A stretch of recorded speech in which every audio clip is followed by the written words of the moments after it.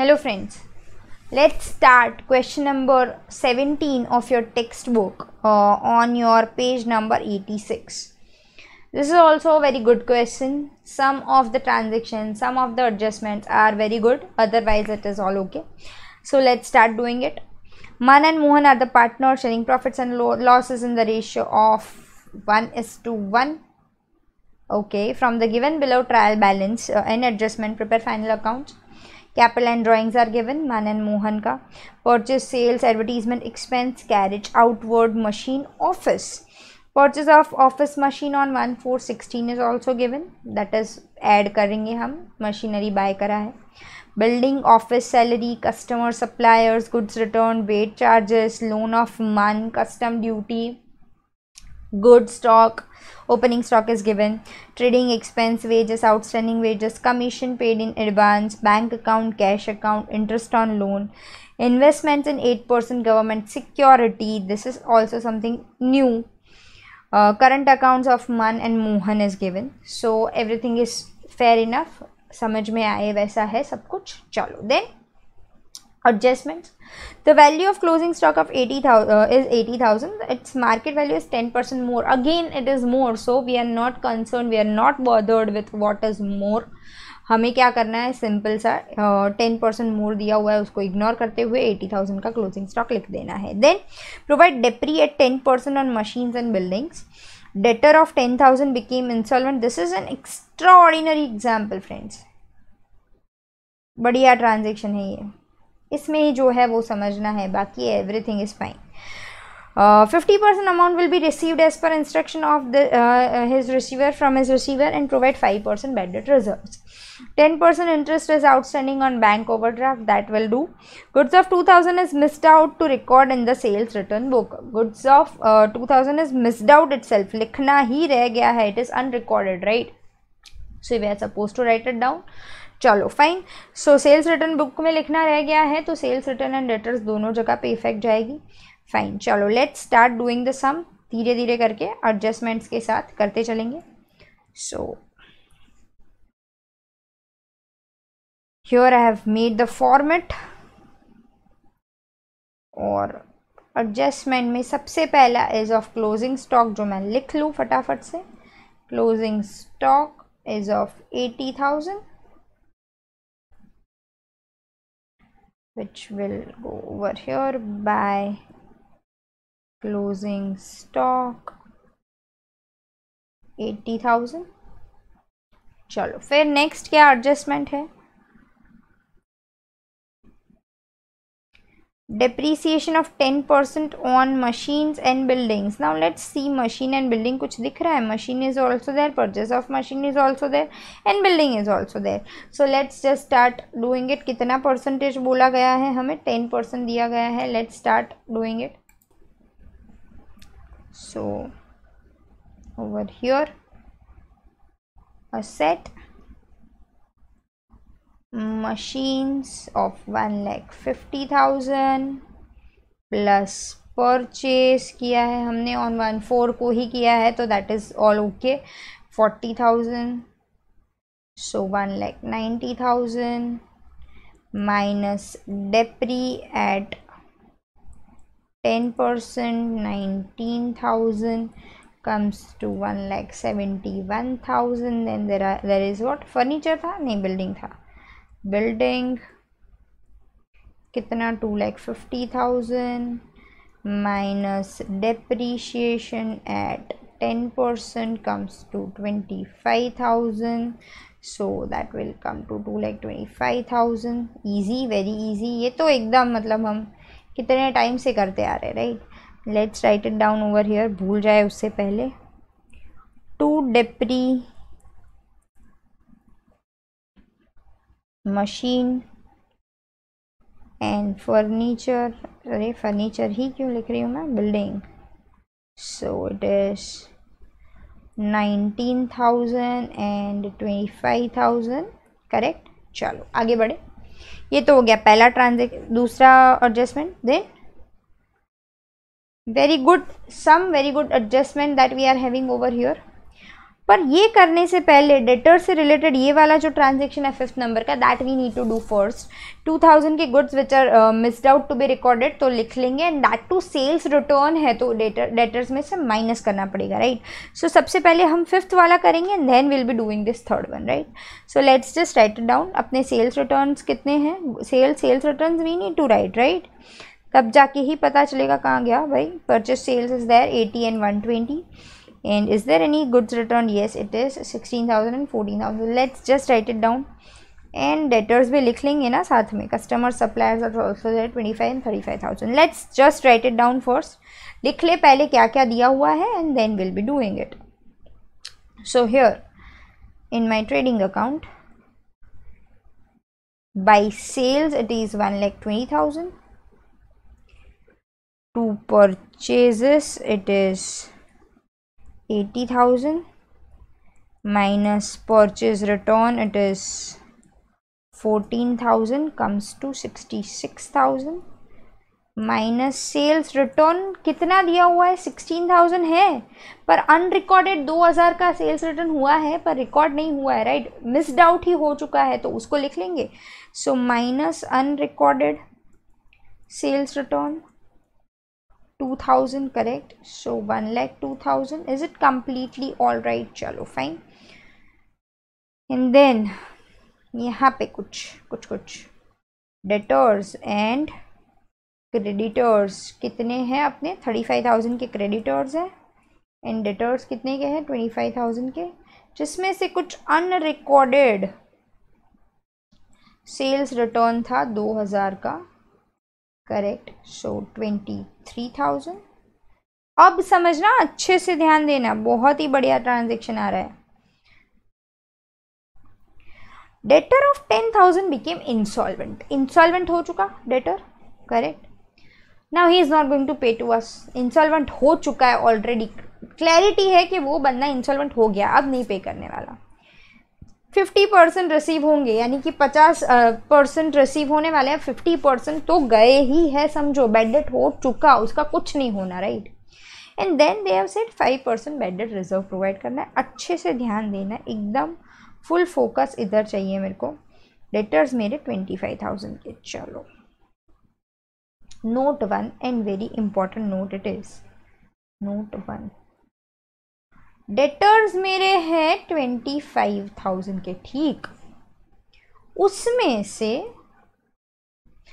Rather not 25 also 23,000 के, ठीक, क्योंकि अभी 2,000 की करे सेल्स रिटर्न किया ना. उसमें से 10,000 के जो डेटर्स थे वो तो ऑलरेडी इंसॉल्वेंट हो चुके. उसमें तो क्लियर कट बोल दिया कि भाई हम 5,000 ही देंगे, तो 5,000 का तो मुझे बैड डेट होना ही है. फिक्स हो चुका है 5,000 का बैड डेट है, मुझे 5 ही मिलने वाले हैं इनसे, क्लियर. इसका मतलब कहना इसे 13,000 के ही बाकी बचे और मुझे बोला गया है बैड डेट रिजर्व 5% क्रिएट करो. मैं एक चीज़ आपको पूछूंगी, बैड डेट रिजर्व हम किसके ऊपर क्रिएट करते हैं? डेटर्स के ऊपर. बैड डेट रिजर्व क्यों क्रिएट करते हैं? कि भाई फ्यूचर में बैड डेट होने के चांसेस है, इसीलिए क्रिएट करते हैं.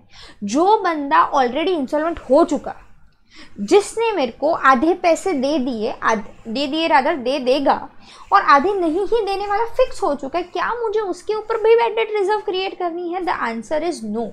You can not create bad debt reserve on such insolvent debtors. Already debtor already insolvent हो चुका है, उसने मुझे बोल दिया है कि मैं तेरे को 5,000 ही दे पाऊंगा, तो अब उसके ऊपर मुझे रिजर्व क्रिएट नहीं करना है, क्योंकि अब बैड डेट का कितना बैड डेट होगा. Understood? Getting my point? So in this case debtors मेरे हैं 23,000 के, जिसमें से 10,000 के इंसॉल्वेंट हो चुके, तो उसके ऊपर मुझे कोई बैड डेट रिजर्व क्रिएट नहीं करना है. उसका तो फिक्स ही है 5 मिलने वाले, 5 नहीं मिलेंगे, करेक्ट. तो बाकी कितने बचे? 13,000 बचे. मुझे सिर्फ और सिर्फ उसके ऊपर बैड डेट रिजर्व क्रिएट करनी है. एक्सेलेंट पॉइंट है, अच्छे से वापस से एक्सप्लेन कर रही हूँ मैं. मेरे कुल 25,000 के डेटर्स थे, 2,000 का सेल्स रिटर्न जो मैंने माइनस कर दिया, नाउ कितना बचा 23,000। 23,000 के डेटर्स में से कुछ 10,000 के डेटर्स इंसॉल्वेंट हो चुके। इंसॉल्वेंट हो चुके मतलब एक चीज़ एकदम क्लियर हो गई कि भाई 10,000 के डेटर्स जो इंसॉल्वेंट हुए हैं उसमें से मेरे को सिर्फ 5,000 मिलने वाले, 5 नहीं ही मिलेंगे। Bad debt is full and final for sure. तो कैन आई से कि इसके ऊपर मुझे कोई बैड डेट रिजर्व क्रिएट ही करने की ज़रूरत नहीं है। अब मुझे बैड डेट रिजर्व किसके ऊपर क्रिएट करनी है? जो डेटर्स ऑलरेडी है, जिसके ऊपर मुझे डाउट है मे बी बैड डेट हो फ्यूचर में, करेक्ट। तो वो कौन से ऐसे डेटर है? सिर्फ और सिर्फ 13,000 के डेटर्स ऐसे मेरे पास है जिसके ऊपर I am suppose to create what? Bad debt reserve. So in this case my bad debt reserve will be 5% of what? This 13,000. Is it completely all right? Make it very important transaction, हाँ, important adjustment. चलो, let's do it then. Over here, minus bad debt कितना? 5,000 fix है, correct. So 23 minus 5 that is 18,000। अब कुछ बच्चे होंगे जो 18,000 जो है उसी के ऊपर सीधा बैड डेट रिजर्व क्रिएट करेंगे and then they will be wrong. So हमें तो ये ध्यान में रखना ही है, ये गलती से भी नहीं होनी चाहिए, करेक्ट। सो 18,000 आ गया। Now minus bad debt reserve 650 only, right? So it will be 17,350, completely fine. सी एकदम सही से समझना है, और मैंने 2 बार 3 बार एक्सप्लेन अभी किया है। फिर भी अगर आपको लगे तो you can just pause the video, rewind the video and understand the same concept again and again, क्योंकि ये काफ़ी इंपॉर्टेंट है, पूछ सकते हैं, राइट। चलो PNL में देख ले, लिख ले 2 bad debt reserves, this is very easy for us now. ये क्यों इजी है? क्योंकि 11th में अच्छे से पढ़ा है, 11th में नहीं पढ़ा है तो इजी अभी भी नहीं है, right. So here it will be 5,000, here it will be 650, completely all right। चलो आगे बढ़े। Then next 10% interest is outstanding on bank overdraft. Bank overdraft कहाँ है? Where is bank overdraft? Yes, here it is, bank account and cash account. 3,000 के ऊपर 10% का अभी भी बैंक ओवरड्राफ्ट का इंटरेस्ट पे करना है। So let's write it down. To interest on BOD 300 and over here bank overdraft is 3,000 plus outstanding interest 300 comes to 3,300। और उसके साथ साथ ही मैंने देख लिया था cash balance, so I will be writing it down, it is 20,700, ताकि हो जाए साथ साथ में। चलो fine, that thing is done. अब और कुछ इन्वेस्टमेंट इन 8% गवर्नमेंट सिक्योरिटी 30,000 की दिख रही है, इन्वेस्टमेंट 30,000 के दिख रहे हैं। अब उसके ऊपर 8%, और देखो तो कहीं पे इंटरेस्ट दिख रहा है, check it out. Interest on loan है, वो तो चलो वो भी देखते हैं, loan of money is also there 10,000, उसका भी है एडजस्टमेंट तो, पर बाकी इंटरेस्ट रिसीव ऐसा कुछ दिख रहा है? The answer is no. इसका मतलब मुझे गवर्नमेंट सिक्योरिटी में मैंने जो इन्वेस्टमेंट करा है उसके ऊपर इंटरेस्ट भी रिसीवेबल है, correct. So let's do that also. 30,000, just a minute, I'll be doing the working note for you, not to worry. Note number 2, 8% investments, so 30,000 into 8%, 2,400, which is outstanding, so we'll write it down by interest on 8% securities, 2,400 जो मिलना बाकी है, correct, because we are yet to receive, हम ही invest करेंगे ना तो उसके ऊपर मिलना बाकी है। And over here I will be writing investments 30,000 plus outstanding interest 2400 comes to 32,400. और ऐसा ही कुछ है मन की लोन ऑफ मन इज ऑल्सो देयर नो. देख लो, दो चीज़ें हैं इधर जो मेरे को दिख गई है, आपको भी दिखनी चाहिए ऐसे. अब loan of money is of 10,000 जिसके ऊपर इंटरेस्ट का कुछ बोला नहीं है, पर हमें पता है कि 6% मिलता है यानी 600. और यहाँ पे सिर्फ और सिर्फ कितना दिया है 400. इसका मतलब 600, 200 रुपये अभी भी देना पड़ेगा. आउटस्टैंडिंग इंटरेस्ट हो गया. चलो लेट्स डू इट. एकदम ईजी सा पॉइंट है.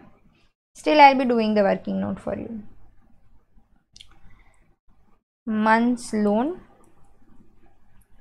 10,000 plus outstanding interest 200 comes to 10,200. Is it completely fine?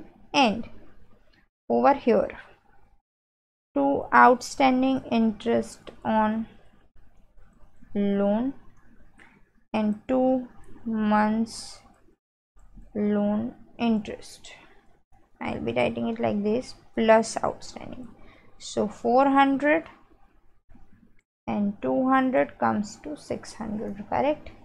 यहाँ पे मैं कर देती हूँ फिर भी note 3 months loan 10,000 into 6% comes to 600, जिसमें से 400 ही है, so 200 we are suppose to pay. चलो हो गया. फिर और कुछ दिख रहा है एडजस्टमेंट के लायक? नहीं. Nothing as such given in this question. Good stock है, दैट इज ओपनिंग स्टॉक. बाकी तो कुछ नहीं है. तो let's just quickly write each and everything. फटाफट से सब कुछ लिख ले. जस्ट क्विकली राइट एवरीथिंग फटाफट से. You just keep your text books open. Capital and drawings are given. So मैं कुछ Man and Mohan as drawings account मैं उसमें लिखूंगी, करंट अकाउंट में. यहाँ पे I'll be writing 2,80,000, 2,20,000 my current account. By balance brought down it is Mohan का 12,000. To balance brought down it is Man का 8,000. And then to drawings it is 3,000 and 4,500. चलो done. Now purchase sales we have written. Advertisement expense we are yet to write. So to advertisement expense, how much it is? 7,000. Then carriage outward, to carriage outward 850. फिर क्या है? Machine, purchase of machine we are done with. Building we are done with. Office salary 15,000. To office salary 15,000. customer suppliers we are done with. Then goods returned we are done with. Weight charges of rupees 450 that will go to trading account. वेट charges बनी कुछ purchase sale के time पे हमने जो wait charges किए होंगे वो है, पे करे होंगे वो है 450. फिर क्या दिया हुआ है? Loan of money we are done with. Custom duty, to custom duty कितना है? 1,300. Then good stock, opening stock is given. To opening stock 42,000. Then trading expenses are given. So to trading expense, trading expense 1,300. Then wages are also given and outstanding wages are also given. So to wages 750 and outstanding wages money we are yet to pay. Outstanding wages our liability 2,600. Then commission paid in advance, हमने किसी को advance में पे करा है. we are yet to receive the benefit, right? So commission paid in advance it is 350. Is it clearly visible? No, it is not. Let me write it properly. 350. चलो फिर cash in bank we have already return, interest on loan we have already return, interest we have, investments we have already return. So everything we are now done with. फटाफट से क्या कर लेंगे, balances निकाल लेंगे. Very easy question it was. Again सिर्फ एक point ये डेटर्स वाला बहुत अच्छा था. So let's just quickly do it. 1,02,000 plus 80,000, 1,82,000, 1,82,000 minus 42,000 minus 66,000 minus 450 minus 1,300 minus 7 comes to 71,500, right? 2 GP transferred to P&L account by GP transferred from trading account. 71,500. Just a minute. आपको दिखना चाहिए सही से मैं क्या लिख रही हूँ. Correct. So 71,500 and over here 19,000 plus 25,000 plus 300 plus 600 plus 7,000 plus 850 plus 15,000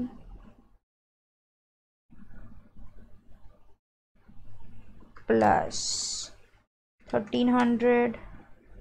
Then we are yet to make this total out, right? हमने ये नहीं लिखा है. I thought so कि कुछ तो रह गया. So यहाँ पे लिख देंगे 5650 minus 565. अरे plus 5650. It is 74,700 on the debit side. Debit side का total is 74,700 और क्रेडिट साइड का total is lesser than debit side का टोटल. सो यहाँ पे हो गया है लॉस. सो 74,700 यहाँ पे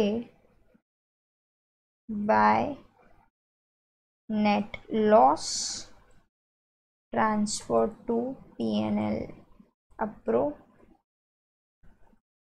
इट इज 800 जो जाएगा इधर to net loss transferred from P&L account 800 by divisible loss Man and Mohan. Easy now, right? 400 क्योंकि हमें क्लियरली 1:1 का रेशियो दिया हुआ है. 800. So 2 divisible loss 400. Just quickly make the totals. No, this 11,400 49. No, here it is 12,000. So 12,000 minus 4,900 comes to 7,100 over here. और यहाँ पे 11,400 का 11,400 ही रहेगा. Correct. Is it completely all right? सही से समझ में आ रहा है कैसे आया क्या आया? सो यहाँ पे 2 बैलेंस कैरी डाउन, यहाँ पे by balance carry down. Here it will go like this. Current account of Mohan 7,100 and here it will be current account of Man 11,400. Completely fine. Now just make the totals.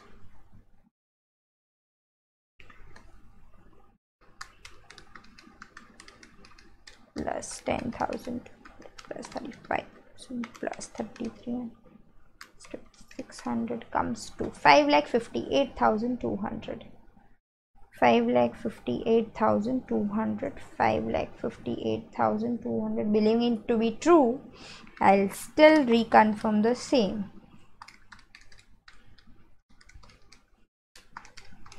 Confidence होना चाहिए कि लिख पाओ आराम से कि नहीं हमने जो किया वो सही है.